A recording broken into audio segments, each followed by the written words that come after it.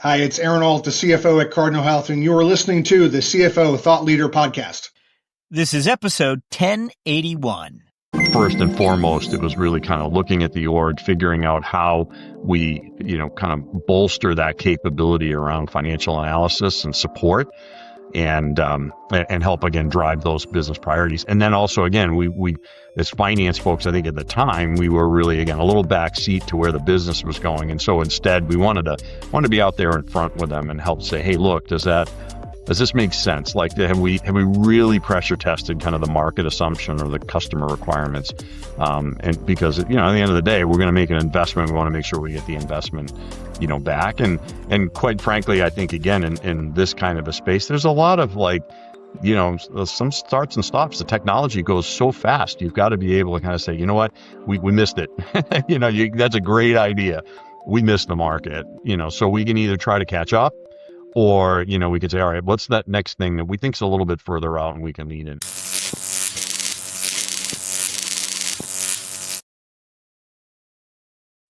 When Integrated DNA Technologies tapped Erik Swenson to be CFO in 2018, Swenson faced a challenge that tested his adaptability. As he tells us, the company had a strong accounting foundation, but going forward, it would need to deepen its reservoir for financial analysis to support a growing number of innovation mandates. He immediately set to work, embedding finance into IDT's decision-making, ensuring the function wasn't just reporting numbers, but helping shape the company's strategic direction. You'll hear that story and more on today's episode. Our talk with Erik Swenson begins after this. When it comes to company spend, most finance teams are on defense, reacting to surprise spend, chasing receipts, saying no. But there's a better way. Meet Brex, the AI-powered spend platform that boosts a company's control, earnings, and speed. 99% of customer spend is compliant. 11 million hours saved on expenses and accounting through automation. $681 million plus back to customers in business building rewards. Make every dollar count with Brex. Hey, hello, we're speaking with CFO Erik Swenson of Integrated DNA Technologies. Erik, welcome. Thanks, Jack. It's an honor to be here. Well, that's nice to hear, Erik. I want to mention up front here that Erik entered the CFO office at IDT in 2018, but perhaps another milestone year was in 2007 when he opened the first of what I would view as 3 career chapters within the vast biotech giant Danaher. And we look forward to learning about your path, Erik.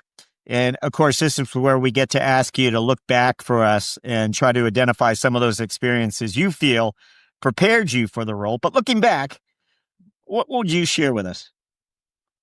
Yeah, I think, anytime you have a, 30 or so year, finance career, there's usually a lot of moments that you can look back on and say, boy, they were impactful.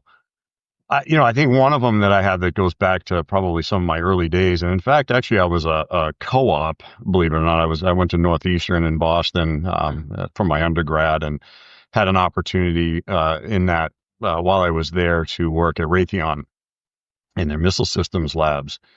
And I remember one day I was, again, I was kind of a department administrator, finance person, and I would present on a weekly basis some financial metrics to, a pretty good sized group of engineers. And as we walked out of that meeting one day, one of the engineers came up to me and he said, geez, Erik, that was some really interesting kind of information that you presented, but it really doesn't mean anything to me because I'm the guy that makes the product. And I said, so, here again, kind of 4th year college student, I'm like, ooh, and what I remember later that night as I was driving home, it kind of just occurred to me. I was like, you know what?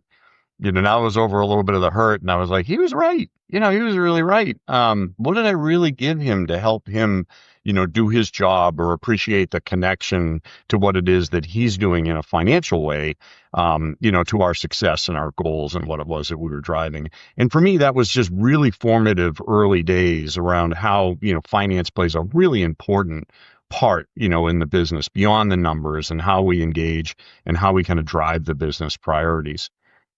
The other thing that while I was there too, I was working for a really great mentor of mine who I was kind of actually in transition. Believe it or not, I started at Northeastern as a computer science student, made my way into economics, and then I was figuring out a business route here as I was working there. And a guy that I worked for said, change it to accounting. It's going to be hard, but it will give you everything foundationally you would ever need, to be successful. And well, he wasn't wrong. I mean, you got to get the numbers right first, but really, again, that translational beyond the debits and credits is really what matters at the end of the day.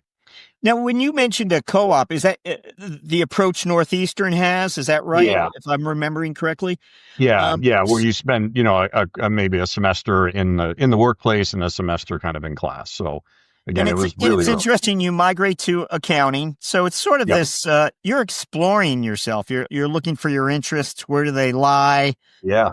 Would you change that chapter over again? Did you feel like it helped focus you, or what do you think? Yeah, no, I wouldn't. I mean, he wasn't, like I said, he wasn't wrong. It was harder. It was really something very different. I did find some things came naturally to me, like cost accounting and some other things, but just because again, I could kind of put that, maybe I'm a visual learner. I could kind of put in practice, what the financial data was saying to us relative to, product manufacturing, et cetera. So, but I have no regrets. I think it really did set me up well because I ended up holding controller roles as well, where I needed to know the accounting. I needed to know the compliance, side of things as well from an accounting perspective. So that really, really, really helped me, I think, at the time. But you don't step in when you step into the professional world again. You're a financial analyst. It's not as if you're going down the CPA track, I guess. So was that a decision, or did you? Yeah, that was the decision. In fact, I remember well, at the time, I think we were still at kind of a big six or so. Accounting firms used to spend a lot of time on the Northeastern campus trying to recruit, and I said, that's not interesting to me. I really would rather go down the financial analyst route, and that's where I went. So early career, I was, I was like a report consolidation, some financial analyst on the cost center side of things, revenue, predictions and so forth. And then it just really built, right? I mean, as I took on more responsibility and then I took on people leadership responsibility and had to really get that work done through others, that's what really kind of, again, it became very much an additive experience over the years. And you're building your career in the Northeast. Yep. And I think today you're based in the Northeast, never left the geography, or did you?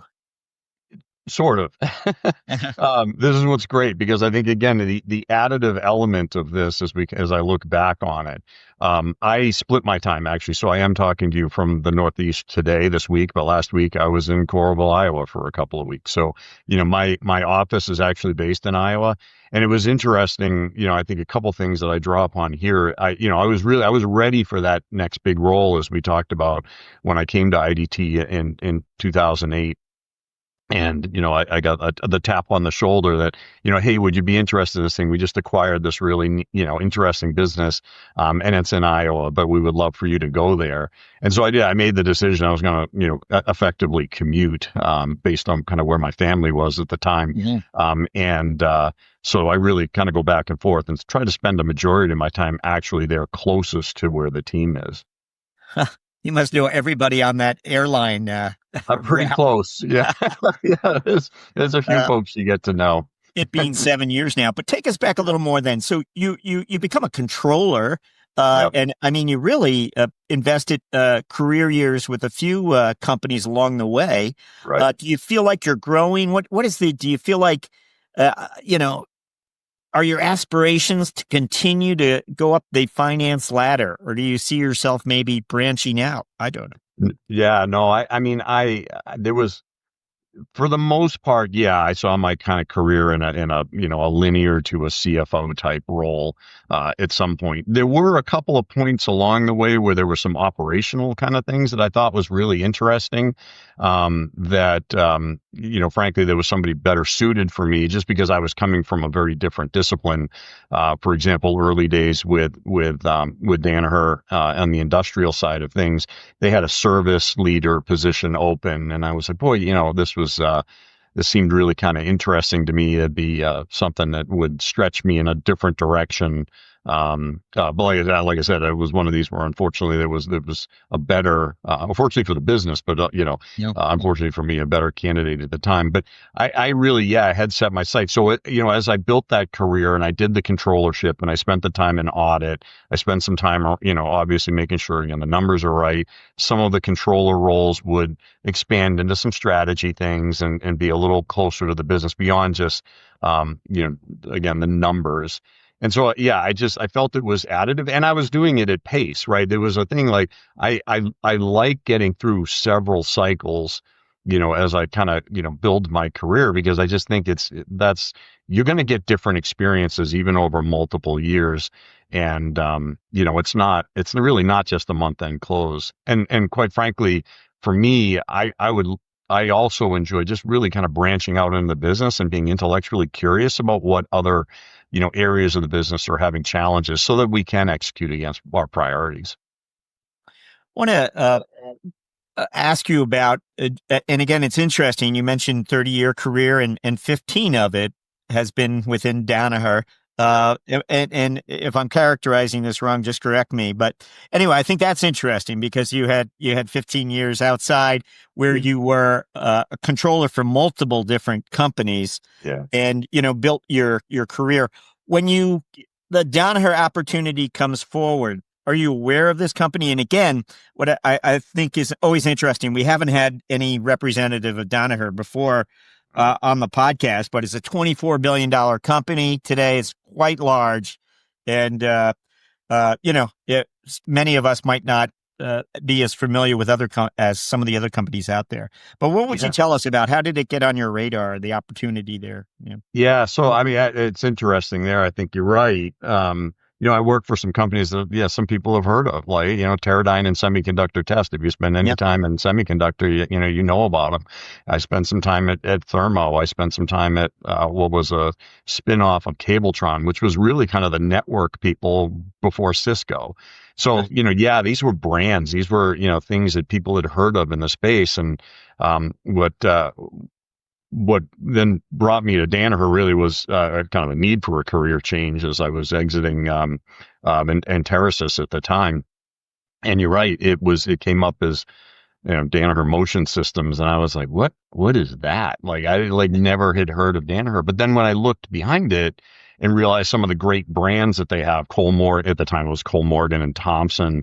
We had Videojet, all of these companies that, a lot of people from a brand perspective know, but don't know that Danaher name. And so to me, that was exciting because because of the way that Danaher kind of thinks of things in a very opco-centric way, it was really that opportunity to be a finance leader within, various pockets of the business.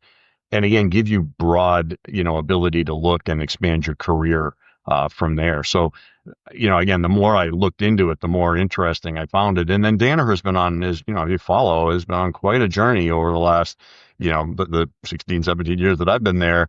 As we've grown more into this science and technology business on the life sciences side of the market, and I think positioned really well, again, to execute it in the markets that we're in. As a finance leader within Danaher, you have worked for three different companies within the Danaher realm?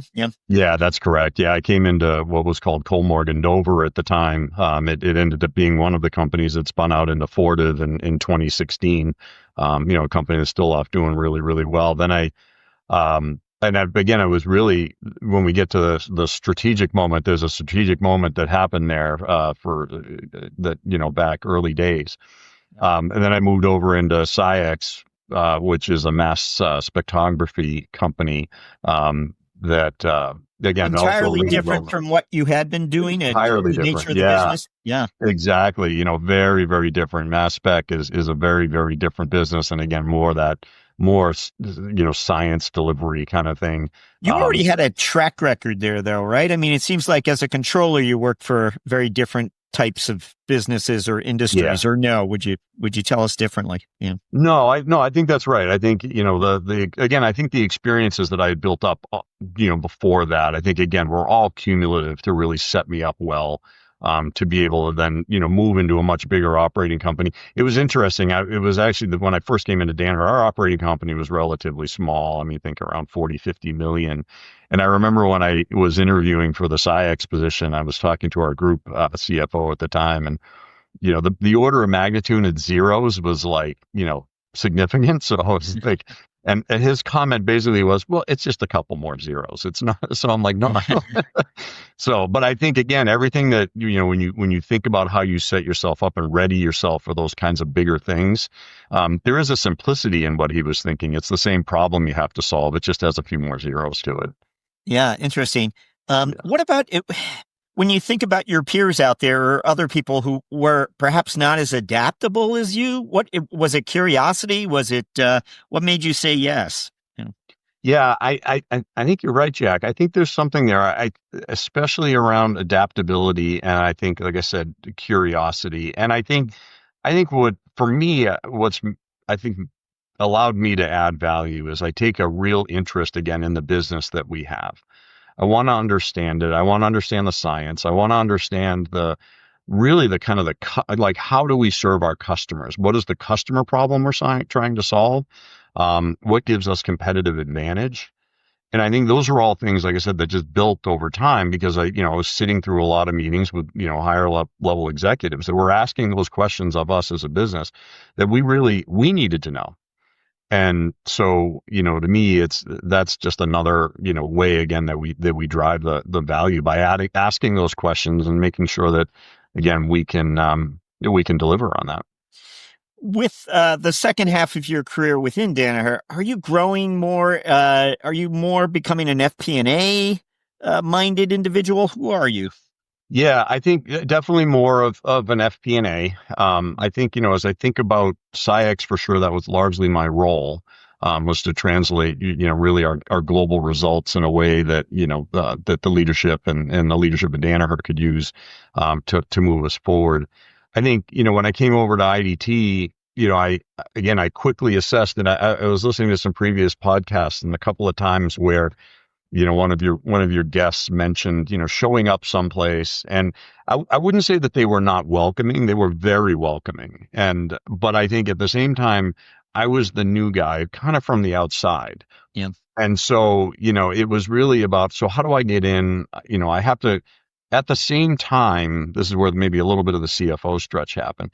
At the same time, not only did I have to assess what I had from a financial capability, right, in the teams and making sure that we can get the work done right, I also had to really understand and learn the business really quickly so that I could help this group of leaders, or overcome, maybe some unknown resistance around, this is the guy from Danaher coming in and what's he gonna do to us? And so for me, it was, again, using some of that, right. This is kind of translating the results in a way that they could use that are helpful, for the business. And again, it came really from taking a deep appreciation for the science and again, what it is that we're trying to do and asking them. And so I think that intellectual curiosity, I think, like you said, and that adaptability, I think is really important because I don't think, a lot of it's never going to be perfect when you step right into it.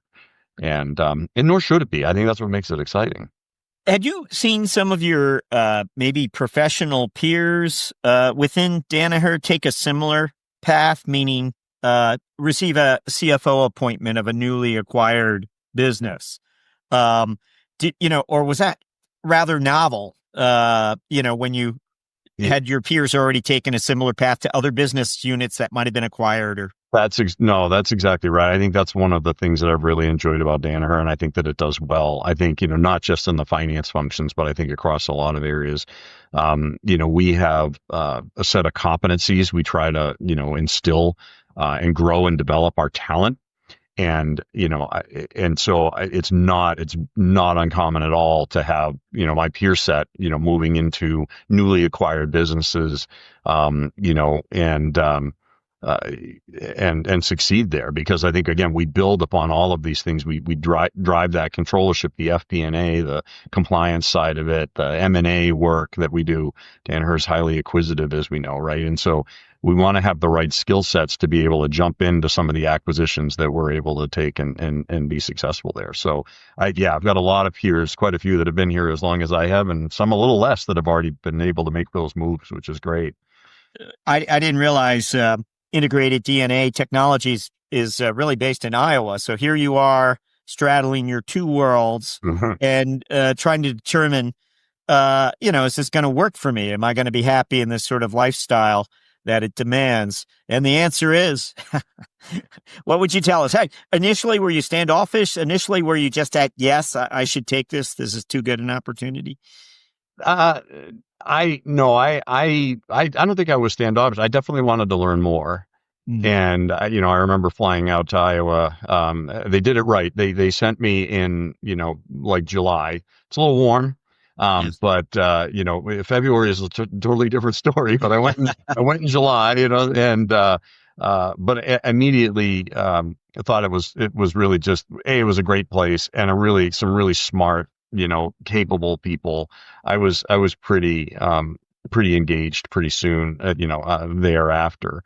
I then, of course, I brought it back to family. I had at the time, like I said, where we were, most of my older children were in college.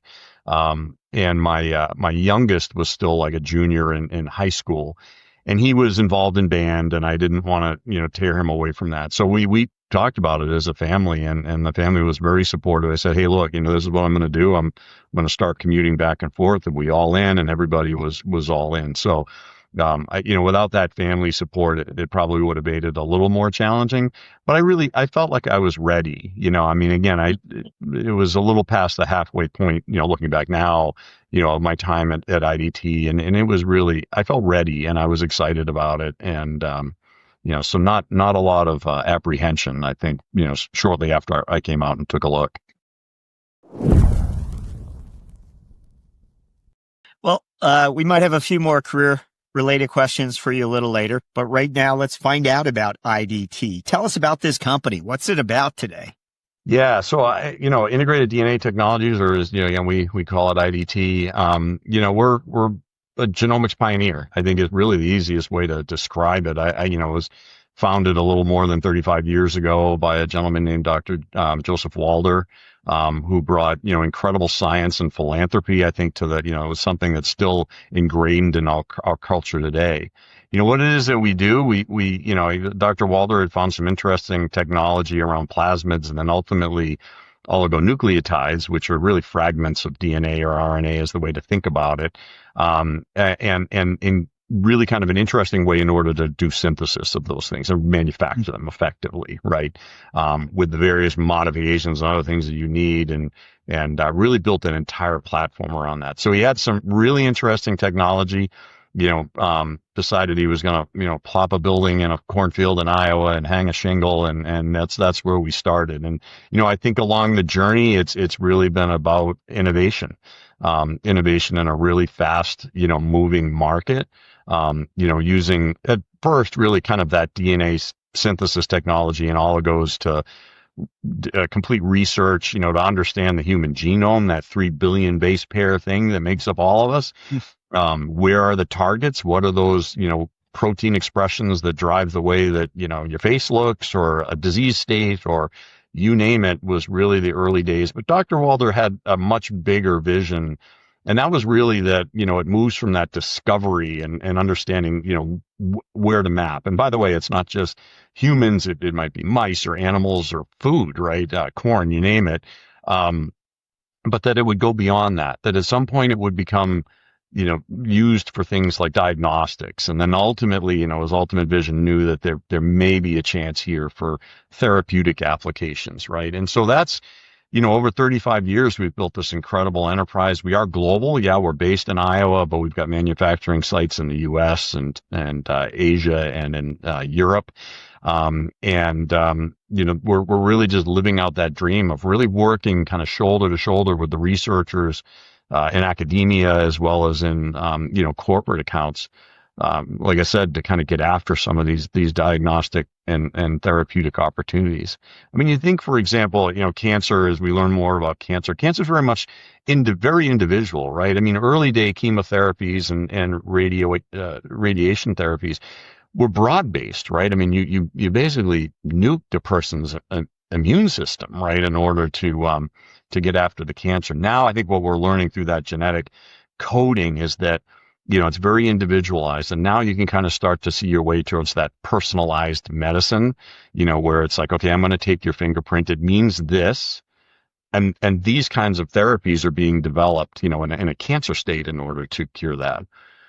Or, from a hereditary disease, be it sickle cell, for example, which was the first to market last year, CRISPR gene editing therapeutic, approved by the FDA, is, exactly that you can go in, you can find that, bad section, if you will, of genetic code, and you can knock it out and you can glue in a new piece effectively and have a curative therapy. So, look, we're still very early stages with a lot of that stuff, I think, without a doubt. But it's one of the things that, when I came to this business and I started seeing that and this vision really of Dr. Balders and what we kind of carry along in our tagline is extremely inspiring, I think, for me.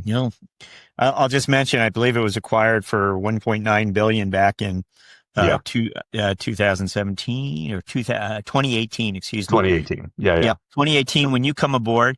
And I just want to say, so your tenure, again, that's 7 years now. And I'm just thinking about you arriving, this sizable acquisition that's been made, and it's you're the finance leader. So tell us a little bit about, I'm curious always after that's quite a nice tenure, 7 years, what you found when you arrived and this finance function that you helped architect to help the company get where it wants to go. Share some milestones perhaps with us. What was it that you found and what did you have to do? Yeah, I think, so I was pleased to find, a very capable finance organization, again, around following GAAP and SEC requirements and, having a SOX, compliance program and so forth. And I think, so I inherited a really great team, younger team. They were really, the process kind of acquisition, if you will, probably happened over the 2010s decade there. And so, they had the insight, I think, to bring in some professional, accounting capability, and they did that. And so I fortunately inherited a fantastic team. I said that I, thought got the numbers right. But really sometimes at the expense of being able to deliver, again, some analysis around what that means, or reporting and the function and capability about that.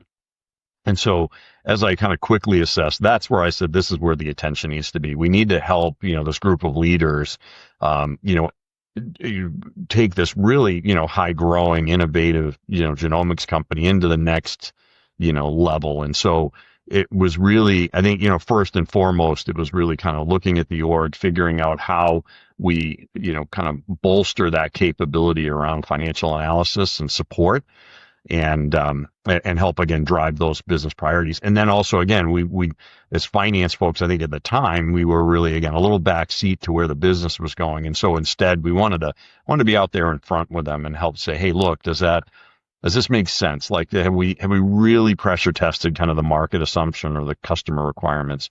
And because, at the end of the day, we're going to make an investment. We want to make sure we get the investment, back. And quite frankly, I think, again, in this kind of a space, there's a lot of some starts and stops. The technology goes so fast. You've got to be able to kind of say, you know what, we missed it.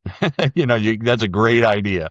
We missed the market, so we can either try to catch up, or, we could say, all right, what's that next thing that we think is a little bit further out and we can lead in? And so for me, again, I think it was taking a really great base group of people and it just, flipping the script a little bit and building out a capability around that kind of FP&A capability that we have today. And again, I've got a lot of my finance team that was there when I started are still there today, and they're growing and progressing in their careers, which is exactly what they wanted to do. And it's it becomes a loop. Is there, and again, I always kind of ask it, this question in a different sort of way. I'm wondering if there's a new metric or number that your finance team has been focused on over the last 2 years, where turn back the clock 7 years ago, it wasn't really something it paid attention to or cared about. It might be, again, as you look to make investments, you might be more forward looking now. So you're out there in front and realize there needed to be a measurement or metric to help make strategic decisions out front. I don't know. I'm just saying, but as you look over the metrics that you have today versus what you had 7 years ago, is there, which ones are you paying attention more to today? Yeah. I mean, I think there's a few that I can think of. One, we really, again, we're an innovator in and around e-commerce, if you will, meaning researchers from around the world, our 130,000 or so folks that wake up every day and think about genomics research, to go to our website and pretty quickly design, an oligo and get it delivered a couple of days later. What we didn't have was, as the business again has grown more into supplying some of those larger customers, a lot of intel around, where are the customers coming from? Like, where are some of these bigger orders? Where's the science taking us? Based on our capability and that real deep trust that our customers have with us, that, we need to know. And so funnel metrics, for example, like something as simple as like, getting a funnel metric system set up in such a way that, again, we could be a little more predictive versus the, every much, we have a little bit of like that Amazon model, every day somebody's going to go buy something from Amazon, but they don't know where it's coming from. I'm sure there's all kinds of tools on the other side. We all know. But I mean, at the end of the day, our visibility looking forward, we knew we needed to kind of get around that, just try to get our arms around that. And so, my team's been really integral in trying to, one, just help, again, use the data, set up some of the metrics that we need to go forward. I think that, that's certainly one place.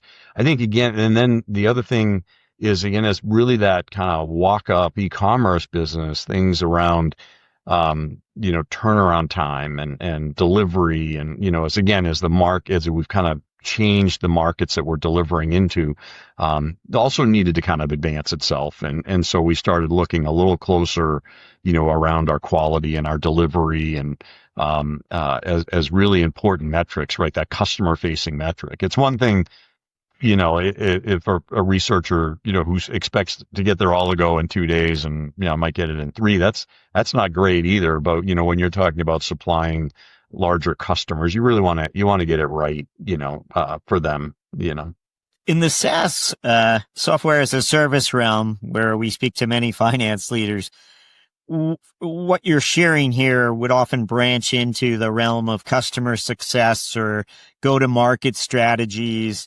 Is it the same here, or is it? Do you have a customer success team, or what is the architecture for keeping an eye on customer and understanding customer behaviors? Yeah, we do. And I think that was one of the early differentiators for us as well. When you pick up the phone and you call IDT and you get the customer success people, oftentimes, if not immediately, shortly thereafter, you can be redirected to a scientist, right? So it goes back to that, Walder vision of kind of scientist to scientist, shoulder to shoulder. What's your problem? What are you trying to solve? Will that modification to that oligo work, or this is what I'm trying to do. And so, yeah, I think it's really important that that's something we've maintained. And I think, it helps us be differentiated, in the market, as well as the innovation that kind of follows behind that. Is there, your lines of sight into the funnel, are you where you want to be, or are you still looking to get deeper and deeper? Is that fair? Yeah. No, I think we're probably pretty close to where we want to be. I think with one, small caveat here, and that's that the market's a little strange, these days.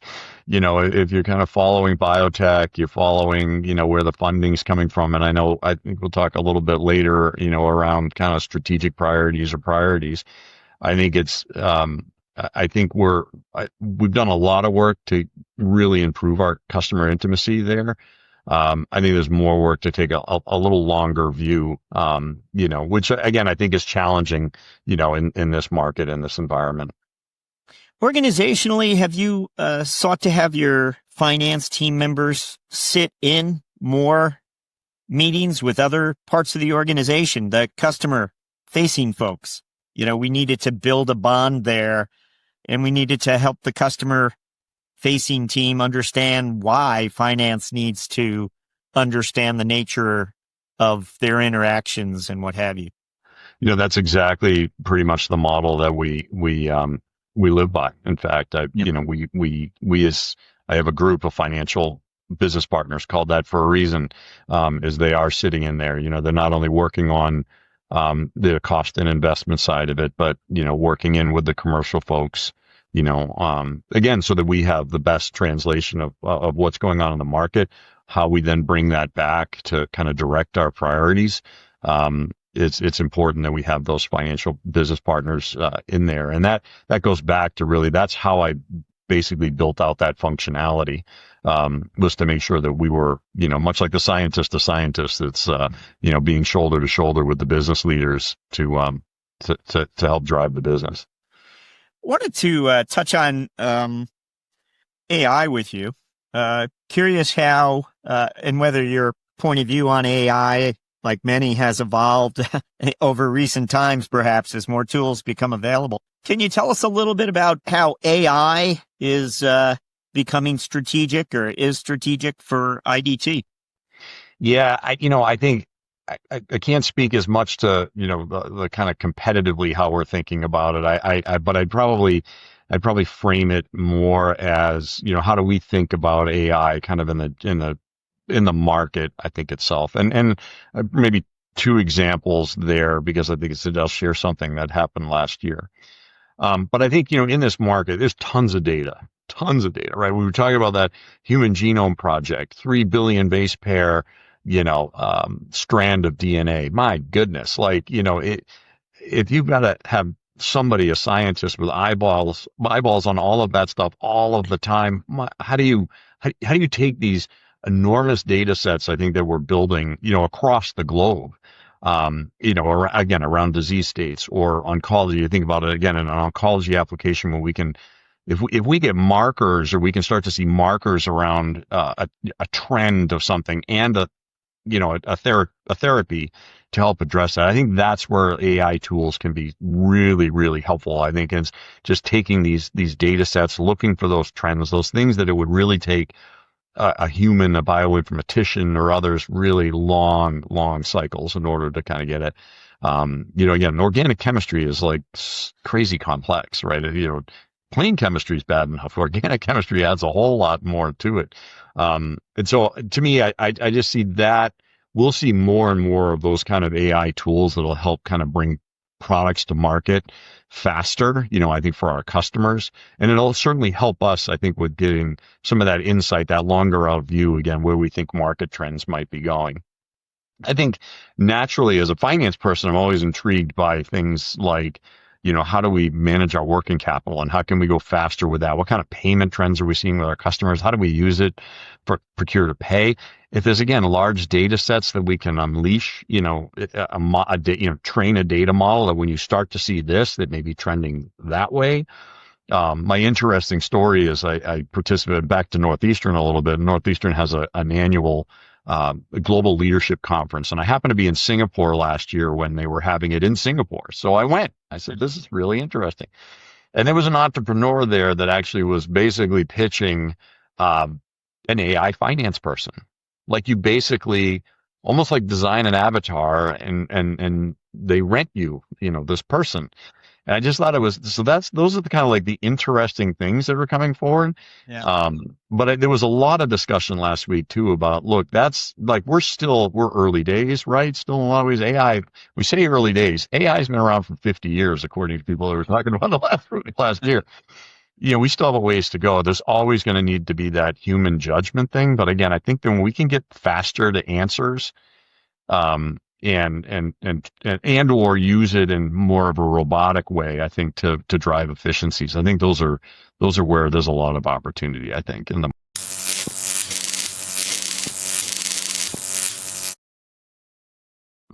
We are up to our finance strategic moment question, where we're hoping you'll look back for us and share a moment of insight that you've had along the way. And again, a finance strategic moment can be, as I've learned over time, it can be practically anything, but we're looking for a moment of insight that you've experienced that revealed to you how finance really plays a strategic role in business today. What comes to mind when we ask you for a finance strategic moment? Yeah, I go back to, I was thinking about this, I'm going back to my early days at Danaher, right? So I had been involved, with a lot of my other roles in controllership and even some at a finance director level, but we didn't necessarily do the same kind of strategy work that we were able to do here at Danaher. And I remember when I first came in, it was around $40-50 million business, but it was highly cyclical when I first came in, the small business that I was a part of. And part of it was because we were building these really large format inspection stages for a company that was doing flat panel display inspections. Yeah. And boy, they were great from an ASP perspective, like, selling price jag. I mean, these, really, on the surface, they look like this is great business because it would really drive growth, but it was a capital business. And we all know the capital business is cycles. Yep. And so you'd have these booms and busts. And, we said, geez, this is not good for the business, right? I mean, this is not directionally where we want to go. It's, if there's really one player out there, so we're a little challenged with price and other things. And so we sat back and and I was new to that business, new to Danaher, maybe a year, maybe 18 months when I first got into this. And we said, that's probably not where we want to go. But boy, there's this but a faster moving, more stable market in life sciences of all places. And we said, well, how do we execute against that? We part of our business got started in that. We've just neglected it. And so now we're kind of in this position of, we've got to make a strategic decision. Which way do we want to go? And of course, the first question to me as the finance person was, well, how are we going to afford this? Or, what's it going to cost us to go do this? And I said, whoa, wait, it's going to cost us something. Got that. But let's step back for a second and let's just say, one, do we have the strategy right, that's the right place to go? These are the questions that I would ask, is like, right place to go. Is it the right market? Can we earn the margins that we want to get from that? And do we have the right to play there? There were other, options that again, while we were, a little benign neglect there, we're going to have to pull business away. So let's get conviction that, again, there's a market there before we go and start really, whipsawing the business, right? Before we start going and telling people there's going to be all the stuff that's going on over there, we're going to stop doing that and we're going to go over here. So we need to kind of think about that, not only from a financial perspective, but really more around how do we get it right, for one, our customers, and two, for our associates. Because there was a lot of people really liked working on those big things. They were really complex. And so they were from a science and a engineering and even from a manufacturing perspective, it had a lot of people engaged in it. And now we're going to move this way. And so it was forcing me to think differently because the leaders, and we had a new president at the time too. And he was asking me these questions. He's like, what would you ask? What would you ask? And I was like, and that's what led to the conversation around, all right, how do we get conviction on the market? And how do we, then execute from it? So it took me out of this traditional, again, kind of financial role of booking the numbers and getting all that right to really, how do we connect this again and then make sure that we're driving the right priorities? So it was very like tangible. I could feel it at the time. Because we wanted to then go and pitch this, to the group executives, as the direction we wanted to go. Again, we're going to go back to 7 years ago, your first 60 days in the role. We're wondering what surprised you. We're wondering, is this what it means to be a CFO? You thought to yourself, what exactly, if you could go back in time, and give yourself a piece of advice, what would it have been?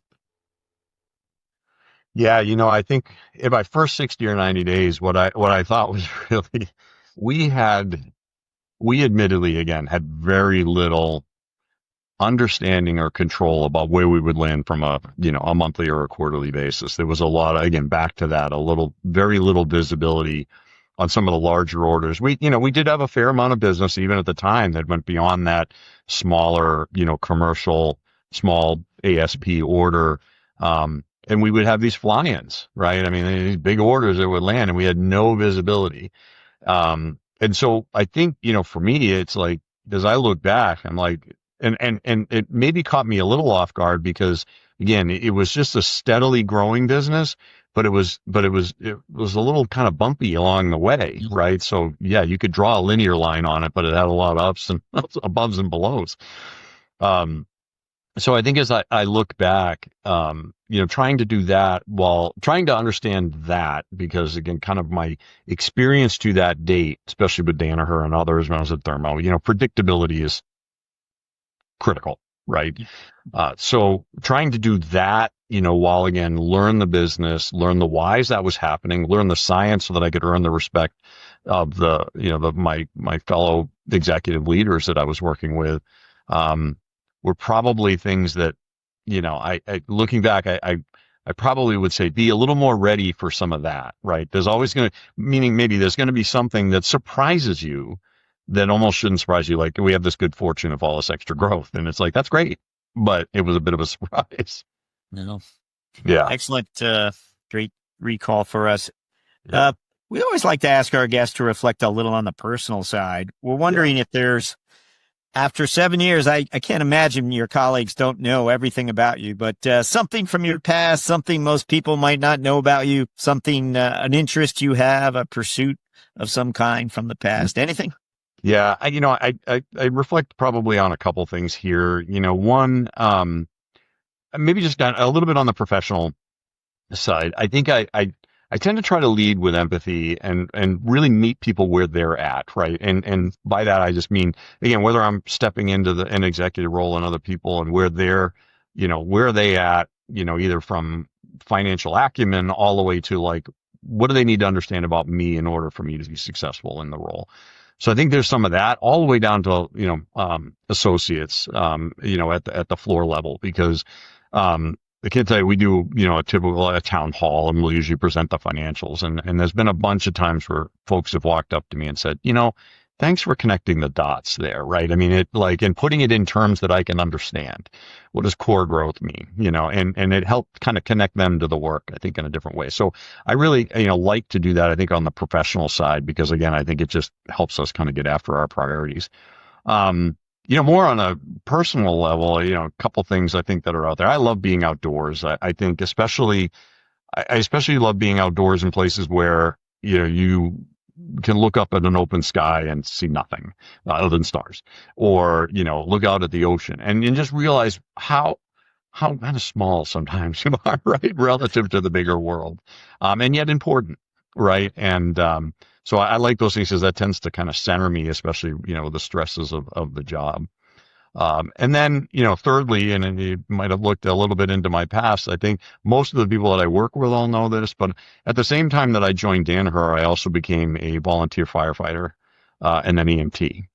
And now I actually sit as kind of for our volunteer department as one of the deputy chiefs. And I've done that for 17 years.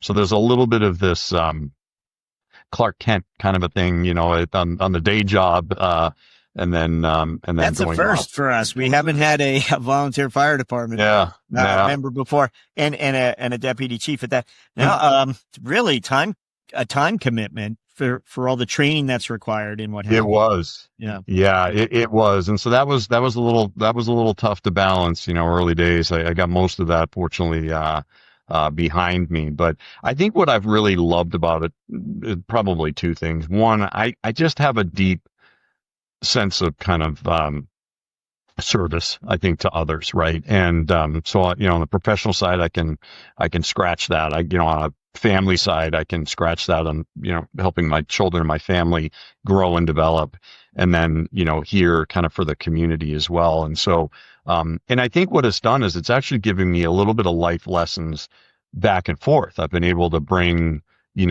some of the leadership things that I've learned over the years that are profession agnostic to the fireside. And then the fireside, also brings things around urgency and, it's like strategy, right? I mean, if you're rolling into, an incident of some sort, you have to have a strategy as to how you're going to remedy it. It's just that it's not a 3 to 5 year strategy. Yeah. It's a 3 to 5 minute. And then you've got to be able to adjust as you go as well. So I've been able to I've been fortunate to get some really great experiences both way that have kind of worked both ways too. There. It's also my brother was a volunteer fire department, so I'm aware of it. It's also a great way to be connected to your community at all, right, at a local level as well. Yeah. I mean, the men who participate and women who participate, are just that's right. generally very aware of their communities and participate in them. So congratulations. Wonder if you have a book you'd like to recommend. It doesn't have to be a business book, might be something you escape with, could be a resource, doesn't even have to be a book, might be something that's influenced you one way or another. Anything? Yeah, I mean, I probably have a few. I mean, I really do like some of the leadership ones, and started early days with Stephen Covey, of course, and Simon Sinek stuff is always great, and then Jim Collins, of course, with Good to Great and Built to Last. I think are just really great on the leadership side of things. I'm a little bit of a history buff as well, and I picked up recently Lincoln on Leadership from Donald Phillips, and that looks back at nobody really chronicled Abraham Lincoln's leadership styles per se. And I thought this is a relatively short read. It's really pretty intriguing. You think about what he stepped into, right? This country in turmoil, infighting, all this, and nobody knew who he was. He was an unknown, right? And so with that unknown became a lot of opinions about how unknown he was. And so it's a great formatted book there. And then, on the personal side, I love things, any of the Tolkien or Harry Potter books. That just takes me back to when I read those to my children. I never gave a shot at reading any of the Tolkien books. Those are a little tough to read, but certainly the Harry Potter books and some of the life lessons that you get from that too. My kids and I oftentimes will say, soon we must all face the choice between what is right and what is easy, a Dumbledoreism. And I think as a finance person, that rings very much true, for sure. And it's been a great life lesson for them. Yeah, that's wonderful. Thank you. We're up to our final question where we'll ask you to look forward for us. And we're wondering what your CFO priorities are for the coming 12 months. What would those be? Yeah, I like we talked about a little bit earlier, the biotech markets are going through a little bit of wobble, right? I mean, we've got, administrations that are, and I'm not making opinions. I'm just saying that it feels like they're demonizing some things that are going on in the science and, cutting back on spending and funding. And so I think, some of those are going to be challenges we need to kind of face in the next, 12 to 18 months.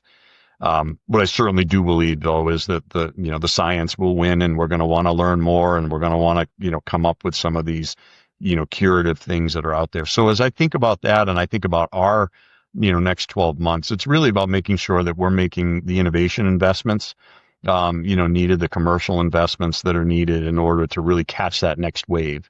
Because I suspect it'll be a little bit like what we rolled out of with the Great Recession, this pent up demand to accelerate science because it's just been behind. So I think, and that all again plays really well, I think, where IDT is positioned, as a genomics innovator. And we keep looking forward to those things that, are out there on the horizon to make the human condition better. So that's where I'll be laser focused is making sure that we're getting after those opportunities and executing well against them. Erik Swenson, thank you for joining us on CFO Thought Leader. Thanks again, Jack, for having me. This was really great.